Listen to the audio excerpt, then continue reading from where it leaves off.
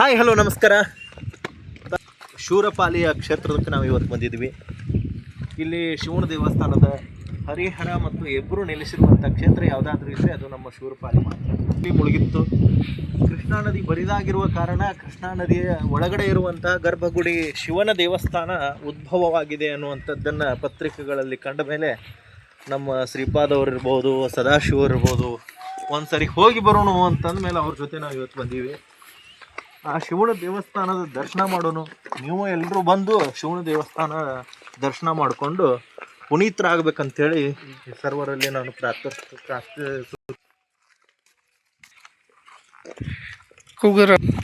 ಆ ದೇವಸ್ಥಾನ ಅದ ದೇವಸ್ಥಾನ ಇಲ್ಲೈತ್ರಿ, ಇಲ್ಲೈತಿ ಈ ಕಡೆ ಅದು ಆಲ್ದ ಗಿಡ ಹೆಂಗೆ ಕಾಣ, ಆಲ್ದ ಗಿಡದ ಹೆಂಗೈತಿ ನೋಡ್ರಿ ಅದಿದ್ದು.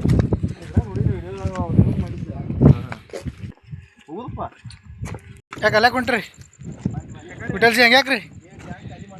ಗಪ್ರಿ ನೋಡ್ರಿ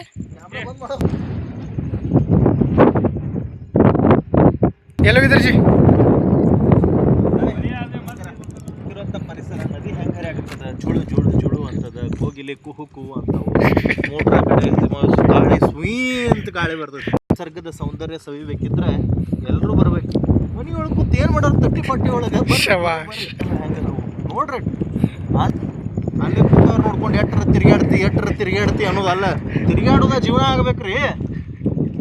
ಬರ್ರಿ ಬೀಗ್ರ, ಈಗ ಬಂದ್ರಿ ಬರ್ರಿ. ನೀರು ಭಾಳ ಬಂದವ್ರಿ, ವಿಶೇಷ ಐತಿ ನೋಡ್ರಿ ಇದು. ಅಲ್ಲ ಇದು ಓಲ್ಡ್ ಐತಿಲ್ರಿ ಇದು ಪೂರ ಕಲ್ಲ ಬಾರಿ ಹಿಸ್ಟ್ರಿ ಬೇಕಾಗಿತ್ತು. ಅಟ್ಟ ಶೂರಪಾಲಿದ ಏನಂತ ಆ ಬುಕ್ ಇತ್ತಂದ್ರೆ ನಿಮಗೆ ಫೋನ್ ಹಚ್ಬೇಕು. ವಿಡಿಯೋ ಕಾಲ್ ಮಾಡಾಕ್ತೀವಿ ನಾವು.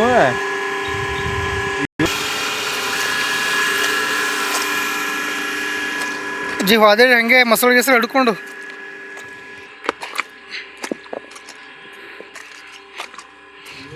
ಭೂಮಿ ಐತೆ ನೋಡ್ರಿ ಇದು. ಅವ ಹೇಳ್ಯಾನ ಹುಡುಗ ಒಳಗೆ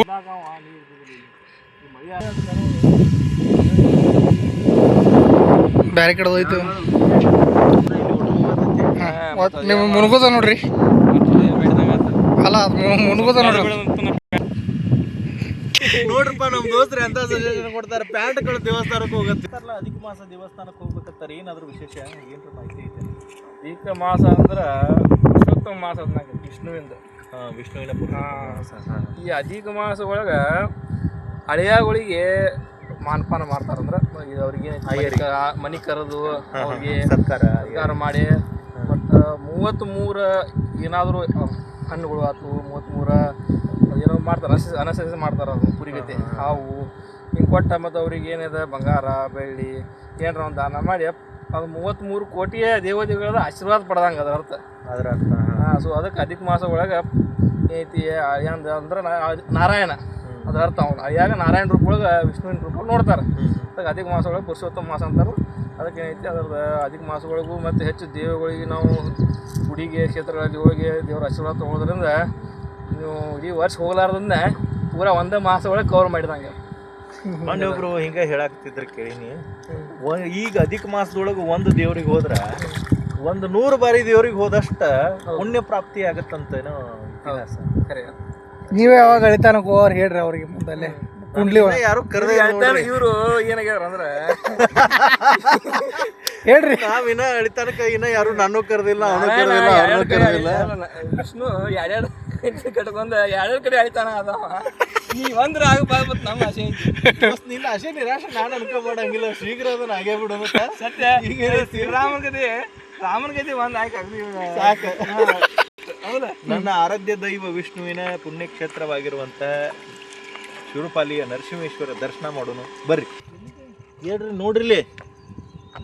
ನೋಡ್ರಿ ಬಂಧುಗಳೇ, ನಾವೇನು ಸರ್ವಶಕ್ತಿ ಅಂತ ಹೇಳ್ತಿಲ್ಲ. ಎಲ್ಲ ಲೋಕವನ್ನ ತನ್ನ ಹೆಡೆ ಮೇಲೆ ಹೊತ್ಕೊಂಡಂತ ಸರ್ಪದ ಪರಿ ನಮಗಿಲ್ಲಿ ನೋಡಕ್ಕೆ ಸಿಕ್ಕೈತಿ ದಾರಿ ಒಳಗೆ. ಬರಿದಾಗಂತ ಕೃಷ್ಣ ಅಂತಾರ. ಇನ್ನೂ ನೀರು ಅದಾವ್ರಿ. ಕೃಷ್ಣಾ ನದಿ ಬರಾಕತ್ತದ. ಅನೇಕ ಜನ ನಮ್ಮ ರೈತರಿಗೆ ತೊಂದರೆ ಆಗ್ಯದ, ಜನರಿಗೆ ತೊಂದರೆ ಆಗ್ಯದ. ಬಿಸಿಲು ತಾಪ ಹೆಚ್ಚಾಗೈತಿ. ಇನ್ನೂ ನೀರು ಬರ್ತದ. ಕೇಳ್ರಿ ಅವನ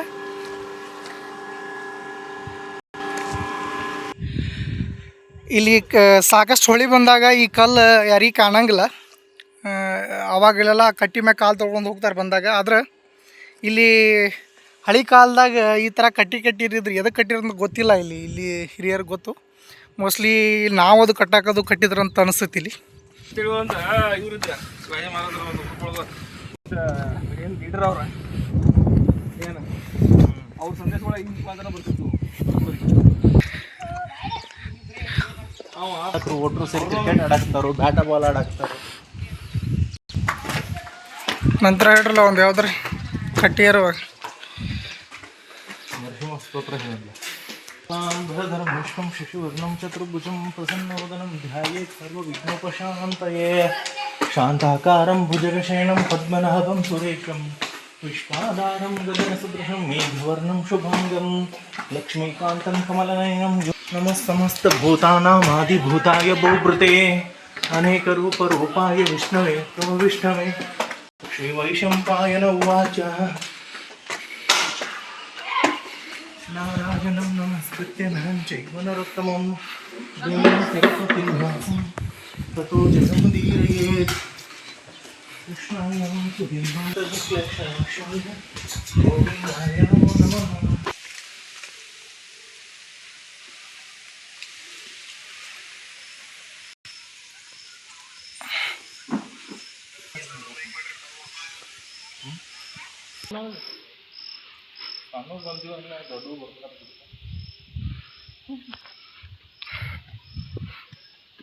ನೋಡ್ರಿ, ಲಕ್ಷ್ಮೀ ದೇವಸ್ಥಾನಕ್ಕೆ ಬಂದೀವಿ ನಾವೀಗ. ಲಕ್ಷ್ಮೀ ನರಸಿಂಹಸ್ವಾಮಿ ದೇವಸ್ಥಾನ ಜಮಖಂಡಿಯಿಂದ. ಹೇಳ್ರಿ ಈಗ ಬರ್ತಿದ್ದಂಗೆ ನಮಗೆ ಮಾರುತಿ ದರ್ಶನ ಕೊಟ್ಟಾನ್ರಿ. ಅಲ್ಲಿ ಹೊಂಟಾನ ನೋಡ್ರಿ. ಒಂದಲ್ರಿ ಎರಡು ಅದಾವ್ರಿ. ಮಾರುತಿ ದರ್ಶನ ಆಯ್ತು. ಮಾರುತಿ ದರ್ಶನ ಆದ್ಮ್ಯಾಗ ಅಲ್ಲಿಂದ ನಾವು ಗರ್ಭಗುಡಿಗೆ ಹೋಗೋಣ್ರಿ. ಗರ್ಭಗುಡಿಗೆ ಹೋಗಿ ಶ್ರೀಯುತ ಲಕ್ಷ್ಮೀ ನರಸಿಂಹಸ್ವಾಮಿ, ವಿಷ್ಣುವಿನ ಅವತಾರವಾಗಿರುವಂಥ ಲಕ್ಷ್ಮೀ ನರಸಿಂಹಸ್ವಾಮಿ ದರ್ಶನ ಹೋಗೋಣ್ರಿ. ಇತಿಹಾಸ ಏನಂದ್ರೆ ರೀ, ಭಗವಾನ್ ಪರಶುರಾಮರು ಒಂದ್ಸರಿ ಹಿಂಗೆ ಹೋಗಬೇಕಿದ್ರೆ ಅವರ ಕಣ್ಣಿನ ಒಂದು ಹನಿ ಬಿದ್ದ ಜಾಗದ ಒಳಗಡೆ ಅಶ್ವತ್ಥ ವೃಕ್ಷ ಬಂತಂತ. ಆ ಅಶ್ವತ್ಥ ವೃಕ್ಷ ಅಂದ್ರೆ ಅರಳಿ ಮರ. ಅವತ್ತಿಂದ ಇವತ್ತಿನವರೆಗೂ ಅದೇ ರೀತಿ ಕಂಗೊಳಿಸುತ್ತೆ ಅನ್ನುವಂಥ ನಂಬಿಕೆ ಅದ ರೀ ಇಲ್ಲಿ. ಅದ್ರ ಜೊತೆಗೆ ಲಕ್ಷ್ಮೀ ನರಸಿಂಹ ಅಂದರೆ ಲಕ್ಷ್ಮೀ ಮತ್ತು ವಿಷ್ಣುವಿನ ಅವತಾರ ರೀ. ಅದ್ರ ಜೊತೆ ವಿಷ್ಣುವಿನ ಅವತಾರ ಅಂದಾಗ ನಮಗೆ ಗೊತ್ತಾಗಿಬಿಡ್ತದೆ ರೀ ಯಾಕೆ ನರಸಿಂಹ ಅವತಾರವನ್ನು ತಾಳಿದ ಅಂಥೇಳಿ. ಅದಕ್ಕೆ ಹಿನ್ನೆಲೆ ಇರೋದು ಹಿರಣ್ಯಾಕ್ಷನ ಸಾವಿನ ನಂತರ ಹಿರಣ್ಯಕಶ್ಯಪನನ್ನು ವಧೆ ಮಾಡಬೇಕಾಗಿತ್ತು. ಹಿರಣ್ಯಕಶ್ಯಪನ ವಧೆ ಮಾಡಬೇಕಿದ್ರೆ ಹಿರಣ್ಯಕಶ್ಯಪನಿಗೆ ಬ್ರಹ್ಮದೇವ ವರ ಕೊಟ್ಟಿರ್ತಾನೆ, ನನಗೆ ಹಗಲಿ ಸಾವು ಬರಬಾರ್ದು, ರಾತ್ರಿ ಸಾವು ಬರಬಾರ್ದು, ಮುಂಜಾನೆ ಸಾವು ಬರಬಾರ್ದು, ಮಧ್ಯಾಹ್ನ ಬರಬಾರ್ದು ಅಂತ. ಈ ರೀತಿ ಶಸ್ತ್ರಗಳಿಂದ ಸಾವು ಬರಬಾರ್ದು, ಯಾವ ಜೀವಿಯಿಂದ ಸಾವು ಬರಬಾರ್ದು ಅಂದಾಗ ವಿಷ್ಣು ಸಹಜವಾಗಿಯೇ ಒಂದು ಕಂಬದಲ್ಲಿ ಪ್ರತ್ಯಕ್ಷ ಆಗ್ತಾನೋ. ಭಕ್ತ ಪ್ರಹ್ಲಾದನ ಮೊರೆಯನ್ನು ಕೇಳಿ ಆಗ ನರಸಿಂಹ ರೂಪವನ್ನು ತಾಳಿ, ಉಗ್ರ ರೂಪವನ್ನು ತಾಳಿ ಹಿರಣ್ಯಕಶ್ಯಪನನ್ನು ನಾಶ ಮಾಡ್ತಾನೆ. ಅದು ಯಾವ ಸಂದರ್ಭ ಅಂದ್ರೆ ಸಂಜೆ ಸೂರ್ಯಾಸ್ತದ ಸಂದರ್ಭ. ಅದು ಮನೆ ಒಳಗೂ ಅಲ್ಲ, ಮನೆ ಹೊರಗೂ ಅಲ್ಲ, ಬಾಗಿಲಿನ ಮೇಲೆ. ಹಗಲಿನೂ ಅಲ್ಲ, ರಾತ್ರಿನೂ ಅಲ್ಲ, ಇಳಿ ಸಂಜೆಯ ಮೇಲೆ. ಶಸ್ತ್ರನೂ ಇಲ್ಲ, ಅಸ್ತ್ರನೂ ಇಲ್ಲ. ಉಗುರಿನ ಮೂಲಕವಾಗಿ ಆ ಹಿರಣ್ಯಕಶ್ಯಪನ ಕರುಳನ್ನು ತಗೊಂಡು ಕೊರಳಿಗೆ ಮಾಲೆಯನ್ನು ಹಾಕೋತಾನಂತೆ.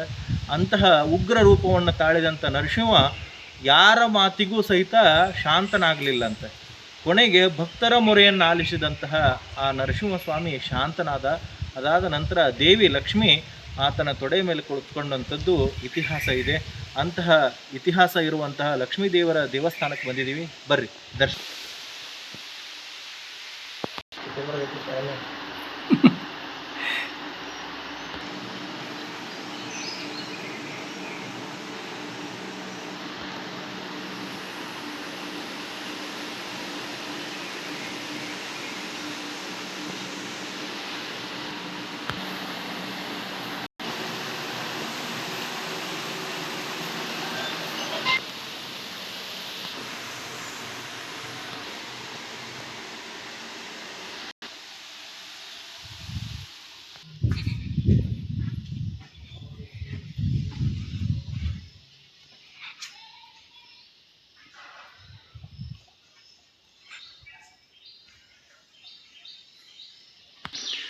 ಇಲ್ಲಿ ಒಂದು ಆಂಜನೇಯನ ದೇವಸ್ಥಾನ ಇದೆ.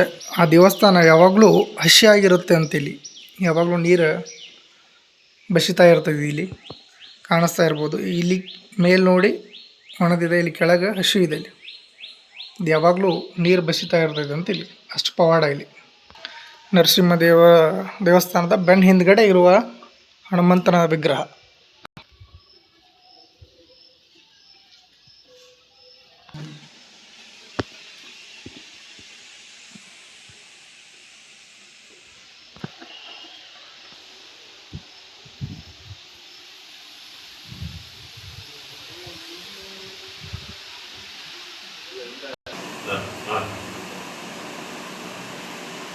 ಪರಶುರಾಮ ದೇವರು ಈ ಜಾಗದಾಗ ಕೂತು ಹಳ್ಳಿ ಗಿಡ ಆದಾಗಲ ಅವ ಆನಂದ ಭಾಷ್ಪದಿಂದ ಈ ಗಿಡ ಬೆಳೆದ ಹಂಗೆ ಬೆಳ್ಕೊತೆ ಬಂದದು. ಹಳ್ಳಿದಾಗಿತ್ತು ಮತ್ತು ಹೋತೆ ಅದ್ರ ಪಡ್ಡಿಯಿಂದ ಎಲ್ಲ ಗಿಡ ಬೆಳೆದ. ಇದು ಮೇನ್ ಈ ಕ್ಷೇತ್ರ ಪರಶುರಾಮ ಕ್ಷೇತ್ರ. ಆಮೇಲೆ ಈ ನರಸಿಂಹದೇವರು ಇದ್ದಾರಲ್ಲ, ಇಲ್ಲಿ ನದಿ ಒಳಗೆ ಶಿಲಾ ಇತ್ತು, ಶಾಲಿಗ್ರಾಮ ಶಿಲಾ. ಅಲ್ಲೇ ಒಬ್ಬ ಇಲ್ಲಿ ಕೃಷ್ಣವಾಡಿ ಅಂತ ಮತ್ತೊಂದು ಹೇಳಿದ್ರು, ಅಲ್ಲಿ ಭಕ್ತಾರಾಮ ಇತ್ತು. ಅವಾಗ ಕನಿಷ್ಠಾಗ ಹೋಗಿ ನರಸಿಂಹದೇವರು ಹೇಳಿದ್ರು, ಹಿಂಗಲ್ಲಿ ಶಾಲಿಗ್ರಾಮ ಶಿಲಾ ನದಿ ಒಳಗದ, ಅದನ್ನು ತೆಗೀನಿದ್ರು ತೆಗೆದು ಅದು ನರಸಿಂಹದೇವ್ರ ವಿಗ್ರಹ ಇದನ್ನು ಹೇಳಿದ್ರೆ ಕಣ್ಣಿಲ್ಲ ಹೆಂಗೆ ಮಾಡೋದು ಸ್ವಾಮಿ, ನಾನು ಇದು ಕೆತ್ತು ಕಣ್ಣು ಕೊಡ್ತೇನೆ, ಇಲ್ಲಿ ಇದ್ದಿದ್ದು ಎಲ್ಲ ಇದನ್ನು ಮಾಡಿ ಅದನ್ನು ಸಮರ್ಥನೆ ಮಾಡೋದು. ಆಮೇಲೆ ಎರಡನೇದೇ ಇಲ್ಲಿ ಮಹಾದೇವರಿದ್ದಾರೆ, ಇಲ್ಲಿ ನರಸಿಂಹದೇವರ ಇದನ್ನು ಮಾಡಿ ಜಪ ಮಾಡ್ಕೊಂಡು ಕೂತಿರ್ತಾರೆ. ಇಲ್ಲಿ ರುದ್ರದೇವರು ಕಾಶಿಯಿಂದ ಇಲ್ಲಿ ಬಂದಿದ್ದಾರೆ, ವರಾದೇವರಿದ್ದಾರೆ, ಕೇಶವದೇವರು, ರಾಮದೇವರು, ಆಮೇಲೆ ಕೋಟೇಶ್ವರ ಅಂತ ಅಲ್ಲಿ ನದಿ ಒಳಗೆ ದೇವಸ್ಥಾನ ಕೋಟೇಶ್ವರ ಮಹಾದೇವರು. ಆಮೇಲೆ ಗವೇಶ್ವರ ಅಂತ ಅದೊಂದು ಅದು ಪುರಾಣ ಕ್ಷೇತ್ರ. ಆಮೇಲೆ ಇಲ್ಲಿ ರಾಮತೀರ್ಥದೊಳಗೆ ಒಬ್ಬ ಬ್ರಾಹ್ಮಣ ಇರ್ತಾರೆ, ಅವ್ರು ದಿವಸ ನದಿ ಇಲ್ಲಿಂದ ನದಿಯಿಂದ ಇರ್ತಿದ್ದ ರಾಮತೀರ್ಥ ಅಶ್ವೀಯತಿಗೆ ರಾಮತೀರ್ಥದಲ್ಲಿ ಇಲ್ಲೇ ಅಭಿಷೇಕ ಇಲ್ಲಿಂದ ಒಯ್ದು ಅಭಿಷೇಕ ಮಾಡ್ತಿದ್ದ. ಗಂಗಾದೇವ ಪ್ರತ್ಯಕ್ಷ ಹಾಕಿಸಿದಾಗ ಇಷ್ಟೆಲ್ಲ ಸೇವೆ ಮಾಡ್ತಿದ್ದ. ಅದ್ರ ಸಂಬಂಧ ಈ ಮರದಾಗಿದ್ದೆಲ್ಲ ಕಂಪ್ಲೀಟ್ ಮರದ ಬಾರಣ ಪಕ್ಷ ಮುಕ್ತಾಗಿದ್ದ. ಗಂಗಾ ಸನ್ನಿಧಾನ ಯಾವಾಗಲೂ ಇಲ್ಲಿ ವಿದ್ಯಾಧೀಶರು ಅಂತ ಅವ್ರ ಕೊಳಗಳು ಯಾವಾಗ ಗಂಗಾ ಹರಿತಿರ್ತಾರೆ.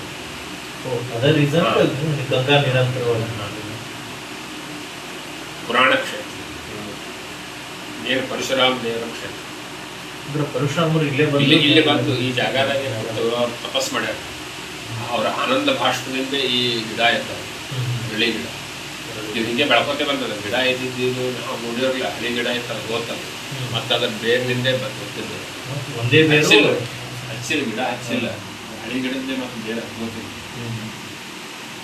ಅದ್ಭುತ ಪುಣ್ಯ ಅದನ್ನೇ ಹೇಳಿದ್ರಲ್ಲ ಪ್ರಾಣದೇವರು. ವಿದ್ಯಾಧೀಶರು ಅಂತ ಅವರು ಇಲ್ಲಿ ಅವರು ವಿದ್ಯಾಧೀಶರನ್ನು ನಮ್ಮ ಉಚ್ಚಾರ ಮಟ್ಟದ್ದು ವ್ಯಕ್ತಿಗಳು. ಅವರು ಈ ಸುರ್ಕಾಲಿಯೊಳಗೆ ಇದ್ದರು, 12 ವರ್ಷ ಇದ್ದರು. ಆಮೇಲೆ ಅವರ ತಾಯಿಗೆ ಬೆಳ್ಕೊಂಡಿದ್ರು. ಅದನ್ನ ಲಕ್ಷ ಮಂದಿ ಭೋಜನ ಅವ್ರು ಸ್ವಾಮಿಗಳಾಗಿ ಬಂದ್ರಿ.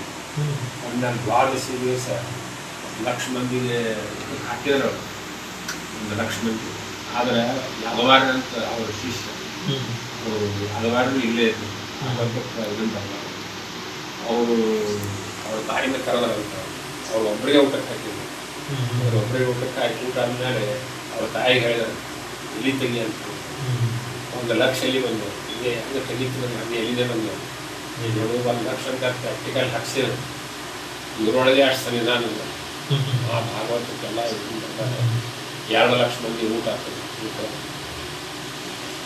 2 ಲಕ್ಷ ಒಬ್ಬರಿಗೆ ಹಾಕಿದ್ರೆ 1 ಲಕ್ಷ ಪುಣ್ಯ ಅಲ್ಲ, ಅಷ್ಟು ಅವರ ಅನುಸಂಧಾನ ಇತ್ತು. ಅವ್ರೊಬ್ಬರಿಗೆ ಹಾಕಿದರೆ 1 ಲಕ್ಷ ಮಂದಿಗೆ ಹಾಕುವಷ್ಟು ಅವರಲ್ಲಿ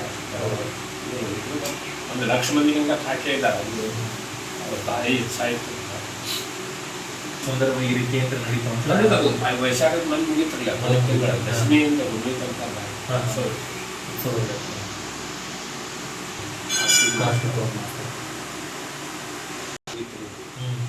ಅವರು ಇದಿತ್ತು ಗೌರ್ಮೆಂಟ್ ಅವರೇ ಆರ್ಡರ್ ಮಾಡಿ ವಿಚಾರ ತಗೋಸ್ಕೊಂಡು ಯಾರು ಇದು ಟಚ್ ಮಾಡೋದು ಬೇಡ, ಹಂಗೆ ನೀವೇ ಪ್ಲಾನಿಂಗ್ ಮಾಡಿಕೊಡು ಎಲ್ಲ. ಇದು 42 ಕೋಟಿ ರೂಪಾಯಿ ಟಚ್ ಮಾಡಿ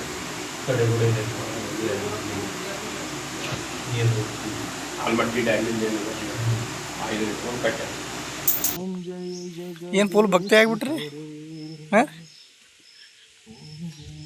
ಪ್ರವಚನ ನಿಯಮ ಅದ.